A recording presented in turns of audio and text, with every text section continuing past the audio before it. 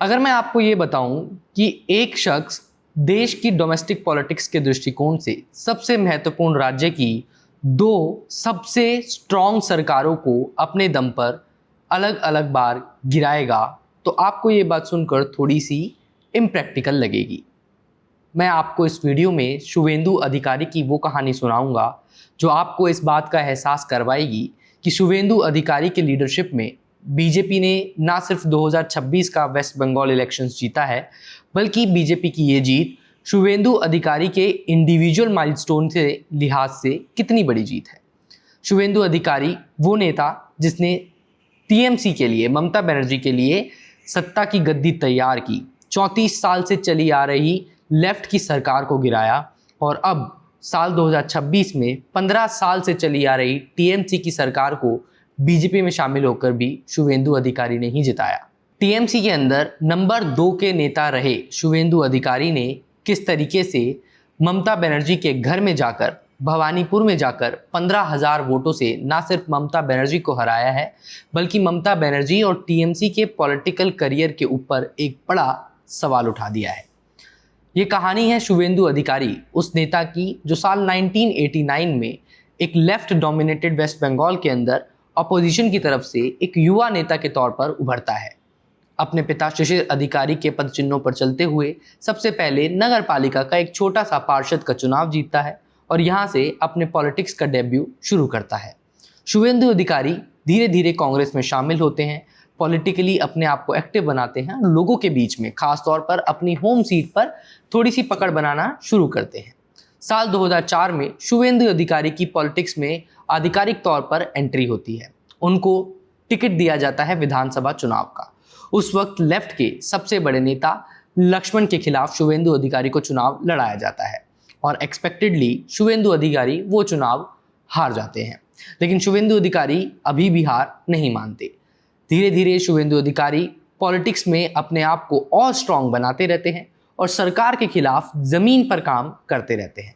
फिर आता है साल 2007, नंदीग्राम में वो प्रोटेस्ट जिसने बंगाल की पॉलिटिक्स को एक बार फिर से बदल कर रख दिया। लेफ्ट और लोगों के बीच, फार्मर्स के बीच चल रहा प्रोटेस्ट। लेफ्ट की सरकार ने दरअसल इंडोनेशिया की एक कंपनी के साथ मिलकर एक प्रोजेक्ट शुरू किया था जिसके लिए वहाँ के किसानों की ज़मीन को सरकार द्वारा अधिग्रहित करा जाना था। किसानों ने इस चीज़ का पुरजोर विरोध किया और इस विरोध को शुवेंदु अधिकारी और ममता बनर्जी ने मिलकर खूब हवा दी। पुलिस और प्रोटेस्टर्स के बीच में झड़प भी हुई। मार्च 2007 के महीने में 14 लोगों की जान भी गई, 100 लोग लापता बताए गए, 70 से ज़्यादा लोग घायल थे। ये जाने पुलिस की फायरिंग्स की वजह से गई। इस पूरे प्रोटेस्ट के बाद बंगाल के अंदर हवा बदलने लगी।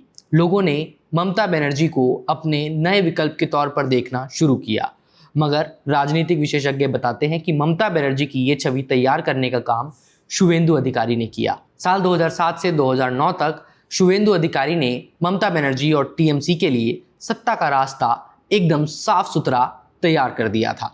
शुवेंदु अधिकारी के कंधों पर चढ़कर ही टीएमसी सत्ता तक पहुंची और ममता बनर्जी 34 साल की लेफ्ट की सरकार को उखाड़ फेंकने में कामयाब हुई और बंगाल की नई मुख्यमंत्री बन गई। शुवेंदु अधिकारी के इस रोल के बाद उनको पॉलिटिक्स में प्रमोट किया गया, उनको ऑब्जर्वर बनाया गया और यहाँ से उनकी एंट्री हुई नेशनल पॉलिटिक्स के अंदर। साल 2009 में उन्हें लोकसभा का चुनाव लड़वाया गया और ये चुनाव भी संयोग से उन्हें लेफ्ट के सबसे बड़े नेता लक्ष्मण के खिलाफ ही लड़वाया गया, मगर अब तक हवा बदल चुकी थी। शुवेंदु अधिकारी ने लाखों वोटों के मार्जिन से लक्ष्मण को ये चुनाव हरा दिया और यहाँ से वाकई में शुवेंदु अधिकारी बंगाल की राजनीति के नंबर 2 नेता बन चुके थे। शुवेंदु अधिकारी का सफर जारी रहा। साल 2016 में राष्ट्रीय पॉलिटिक्स को छोड़कर शुवेंदु अधिकारी ने एक बार फिर से अपने राज्य की ओर वापस लौटने का फैसला लिया। उन्होंने फिर से विधानसभा चुनाव लड़ा, इस बार जीत हासिल की और विधानसभा में जा पहुंचे। शुवेंदु अधिकारी ने ममता बनर्जी सरकार में बहुत सारे पद निभाए, साथ ही साथ उन्होंने मंत्रालय भी संभालने का काम शुरू किया और उनका मंत्रालयों में जो काम रहा उसके चलते लोगों के बीच में उनकी लोकप्रियता भी बढ़ने लगी। लेकिन फिर आया साल 2020, यहाँ से बंगाल की राजनीति की नई पटकथा लिखी जानी शुरू हो चुकी थी। साल 2020 तक आते आते शुवेंदु अधिकारी का कद टीएमसी और बंगाल की राजनीति के अंदर बहुत बड़ा हो चुका था। अब लोग शुवेंदु अधिकारी को ममता बनर्जी के विकल्प के तौर पर देखना शुरू कर चुके थे। मगर ममता बनर्जी के भतीजे अभिषेक बनर्जी का भी वर्चस्व पार्टी में बढ़ रहा था, उनका पार्टी में इन्वॉल्वमेंट भी बढ़ रहा था। धीरे धीरे शुवेंदु अधिकारी, ममता और अभिषेक के बीच में चीजें थोड़ी सी बदलने लगी। अचानक शुवेंदु अधिकारी ने सरकार के मंत्री पद से इस्तीफा दिया, 2 दिन बाद विधायक पद से इस्तीफा दिया और फिर कुछ दिन बाद आधिकारिक तौर पर टीएमसी से भी इस्तीफा दे दिया। साल 2021 के विधानसभा चुनाव से पहले शुवेंदु अधिकारी ने भारतीय जनता पार्टी को ज्वाइन कर लिया।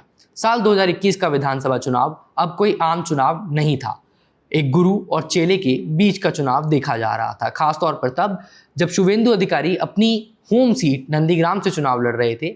लेकिन उनको चैलेंज करने के लिए ममता बनर्जी ने अपनी सेफ सीट छोड़ी और शुवेंदु अधिकारी के घर में घुसकर उनको चैलेंज किया। ममता बनर्जी ने भी नंदीग्राम से ही चुनाव का दाखिला भरा। अब ये चुनाव सिर्फ एक राज्य का चुनाव नहीं था, पूरे देश भर की नजरें नंदीग्राम की सीट पर टिकी हुई थी। ये चुनाव मानो कोई सिनेमा में परिवर्तित हो गया था। शुवेंदु अधिकारी ममता बनर्जी को नंदीग्राम में हराने में कामयाब रहे, लेकिन बहुत ही थोड़े मार्जिन से, लगभग 2000 वोट से शुवेंदु अधिकारी नंदीग्राम से जीत गए। मगर सरकार बनी टीएमसी की। ममता बनर्जी और उनकी टीएमसी पार्टी ने 215 सीटों के साथ सरकार बनाई, मगर बीजेपी ने अपनी जड़ें बंगाल में फैलाना शुरू कर दिया था। 77 सीट आई बीजेपी की और लीडर ऑफ अपोजिशन बनाया गया शुवेंदु अधिकारी को। केंद्रीय गृह मंत्री अमित शाह की तरफ से उनको ठीक ठाक एप्रिसिएशन भी मिला। अब आया साल 2026 का चुनाव, जब शुवेंदु अधिकारी ने साल 2021 वाला चुनाव रिपीट करते हुए इस बार ममता बनर्जी को उनके घर में जाकर टक्कर दी। भवानीपुर से शुवेंदु अधिकारी ने दाखिला भरा और कमाल की बात ये रही कि 15,000 वोटों से शुवेंदु अधिकारी ने ममता को उनके ही किले में जाकर हरा दिया। ये सिर्फ एक हार नहीं, बल्कि ममता बनर्जी के आने वाले पॉलिटिकल करियर के ऊपर एक सवाल भी है। बताया जा रहा है कि यहाँ से बंगाल की राजनीति अब हमेशा हमेशा के लिए बदल चुकी है, खासतौर पर तब जब शुवेंदु अधिकारी ने बिना किसी लाग लपेट के, बिना किसी डिप्लोमेसी के, खुलेआम खुले मंचों से हिंदू बनाम मुस्लिम की राजनीति करके ये चुनाव जीता। शुवेंदु अधिकारी ने नारे लगाए कि हम सबका साथ और सबके विकास की राजनीति नहीं करेंगे, जो हमारे साथ हम उसी के साथ। शुवेंदु अधिकारी का एक बयान भी वायरल हुआ, जिसमें उन्होंने कहा कि मुझे हिंदुओं ने वोट देकर जिताया है और मैं हिंदुओं के लिए ही काम करूंगा। बंगाल के चुनाव के नतीजे आने के बाद से हिंसा देखने को मिल रही है। टीएमसी के बहुत सारे कार्यालयों पर आगजनी की मामले निकलकर सामने आए। शुवेंदु अधिकारी के पर्सनल असिस्टेंट को गोली मारकर उनकी हत्या कर दी गई। शुवेंदु की बहुत सारी भावुक होते हुए तस्वीरें भी उसके बाद वायरल हुई।